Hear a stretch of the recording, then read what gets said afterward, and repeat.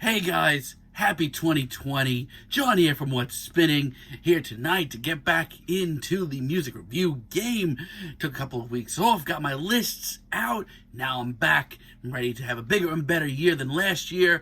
And we're here tonight to chat about this new Beach Slang album, the Deadbeat bang of Heartbreak City. Beach Slang are a Philly-based punk band led by lead singer, lyricist, guitarist James Alex, who really caught me off guard in 2015 with their debut, The Things We Do to Find People Who Feel Like Us. While Beach Slang's existence was pretty short leading up to this release, they only had a couple of EPs, I was shocked by just how much it seemed like they were really into their sound right off the bat. They nailed it. This was a passionate, guitar-driven, emotional punk rock album, fueled by broken hearts and lyrics about people who probably have never left their hometowns. It's hazy, it's dreamy, it's instantaneous, and most importantly, and oddly enough, really timeless sounding. This was an album right away when I listened to it, just made me go back to a simpler time in my life. Clearly, I'm a fan of this album, but ever since, Beach Slang has confused me. 2016's follow-up, A Loud Bash of Teenage Feelings, I hyped up so much in my head. Truth is, it's really pretty average. Spin the Dial and Punks in a Disco Bar are great tracks, but overall, I didn't get the same feeling. And I would rather not go into the quiet slang days. I'm still having nightmares from that. Now, in my mind, I have been hyping up this album so much. I've wanted Beach Slang to come out with a really great rock album once again, and honestly, this album got even more big in my mind leading up to it when I found out that Tommy Stinson of The Replacements, bass player of The Replacements, was playing bass on almost every track here.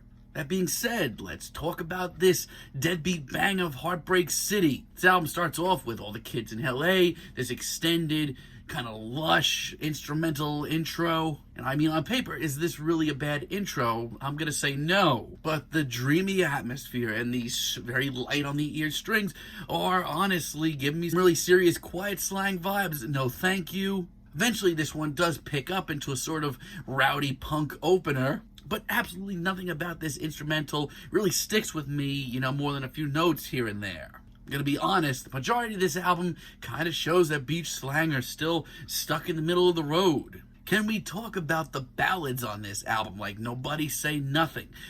Years ago, I was not the biggest fan of Beach Slang's more slower ballad tunes. But I honestly think that James Alex and the bunch have actually gotten worse with it over the years. This track is abysmal.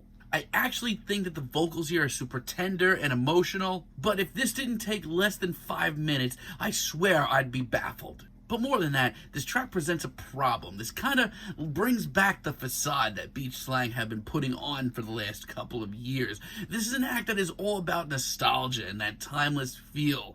To be honest, it's tracks like this that kind of show that it really just is all nostalgia at times. Not only that, but really cheap.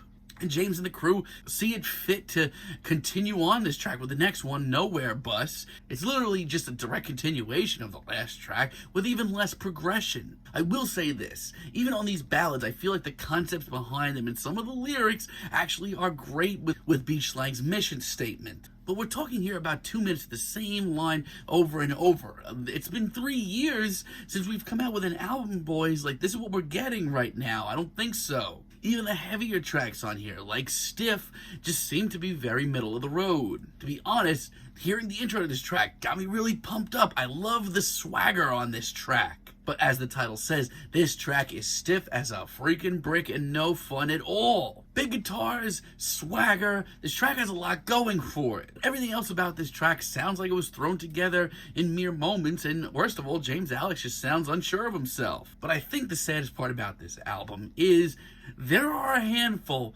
of genuinely awesome tracks here. Let It Ride is a pretty straightforward punk tune. I love the throttling instrumental and just how emotional the vocals are and always seem to be. Now, if we're splitting hairs, I do sort of wish the dreamy, wishy-washy production would come back into Beach Slang's music. But I would still take this over what passes for punk most of the time these days. Bam Rang Rang is the sort of track that I did not know that Beach Slang even had in them. This is a wild, completely off the rails jam with wailing guitars and very slick vocals. Honestly, this track friggin' rules. The urgency is here in waves, and Beach Slang out of nowhere seem like they do have a ton of purpose. And not for nothing, the much slower, more chugging second half of this track is really great as well. It's grimy and it's gritty, just sounds so much more calculating. It's something that I'm not really used to hearing from Beach Slang. Not to mention there is a weird sleaziness to this track that I really love as well.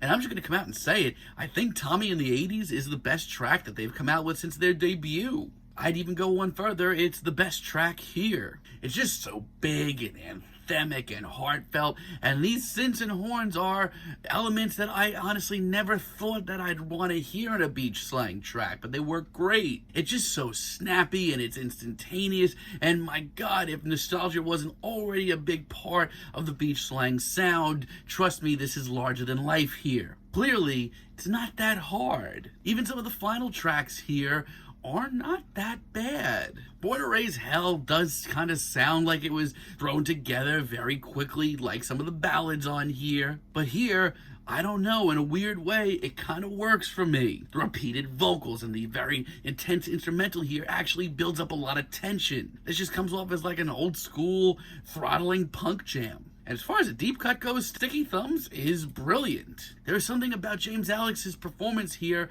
that is just so genuinely cool. I think as far as vocals go, these are his best here. Here, he just sounds so sure of himself. Just enough confidence, and the result is great. While so much of this album brings me down, and when it's bad, tracks like this give me hope for the future of Beach Slang and remind me that when they try, they can pull together wonderful tunes. Even that slower, more groove-centered jam towards the end is actually really killer. And Kicking Over Bottles is pretty streamlined as well. I love how heartfelt this is. Once again, we get horns or something in the background. I can't tell exactly what it is, but it really just pumps up the nostalgia even more. And the lyrics here just bring me back to a simpler time for Beach Slang. It's really not that hard for them, and they can do it when they really put their mind to it. Then we get this album's closer, Bar No One. And all I have to say is, how did we get here? Look, a ballad is one thing. A crappy ballad is another thing. But a near 7-minute, repetitive, boring ballad is even worse. James's performance here is by far one of his most boring here, and bringing in every punk cliche in the book. This is supposed to be a gigantic statement, but honestly, here I am, moments away from falling asleep, bored to absolute tears, and this track has the guts to end off on 2 minutes of like a sound collage. No, thank you. I am genuinely baffled by this. Look, Beach Slang have disappointed me once again. There's a handful of really great tunes on here that prove when they really set their mind to it, they make some of the most emotional and heartfelt and retro and nostalgic punk rock that will bring back a certain special something in punk rock for a lot of people. However, the songwriting, when it's bad, is so repetitive. There are tracks on here that if you told me they spent more than 3 minutes writing, I'm not going to believe you. There's something missing here. The performances are okay. The instrumentals are okay. Like, there's a lot of great tracks here if you really dig deep, but Beach Slang are still stuck in that sophomore slump, even though it's been like 3 or 4 years since their debut. Oh boy, this stinks. I'm feeling like a decent, strong 6 on this album, but let me know what you guys think down below. If you like the video, be sure to give us a like, give us a subscribe, and let me know down below what you would like for me to chat about in the future. Until next time, have a great day, guys.